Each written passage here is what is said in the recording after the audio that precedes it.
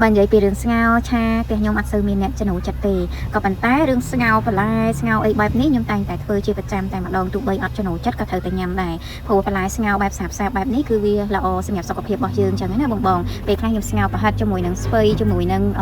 កន្លាចចាពេលខ្លះជាមួយនឹងស្ពៃសហើយនឹងទឹកច្បាងអីចឹងទៅតែថ្ងៃនេះគឺខ្ញុំមកស្ងោរជាមួយនឹងឆ្អឹងជំនីជ្រូកម្ដងចាជាមួយនឹងផ្សិតហើយនឹងកន្លាចបែបខ្ចីបងទាំងអស់គ្នាហើយស្ងោរនេះគឺខ្ញុំស្ងោរបែបសាបញ៉ាំហត់ទឹកស្លក្តៅញ៉ាំដាក់ម្រេចរៀងហឹលតិចមកចាញ៉ាំឆ្ងាញ់បងចាយើងញ៉ាំជាមួយបាយយើងបន្ថែមជាមួយនឹងសាច់ប្រឡាក់ឬក៏ត្រីងៀតត្រីប្រឡាក់អីបន្ថែមទៀតមកគឺយើងញ៉ាំបាយអស់ច្រើនហើយដឹងតែឆ្ងាញ់ហ្មងក៏បន្ថែមជាមួយនឹងទឹកស្អ៊ីវទឹកត្រីអីបន្ថែមទៀតមកតែខ្ញុំចូលចិត្តញ៉ាំបាយសាបអញ្ចឹងវាល្អសម្រាប់សុខភាពរបស់យើងចឹងណាបងអត់សូវជាយករសជាតិដិតឬក៏ថែមទឹកត្រីអីទៀតទេសុខចិត្តញ៉ាំជាមួយនឹងសាច់ប្រឡាក់ឬក៏ត្រីប្រឡាក់អីចឹងទៅចឹងផ្ទះបងចូលចិត្តប្រភេទស្ងោរអញ្ចឹងអត់ចាខ្ញុំអត់ចំណូលចិត្តក៏ត្រូវតែធ្វើដែរនិយាយមែនណាបងព្រោះស្ងោរប្រឡាក់បែបនេះវាមិនសូវជា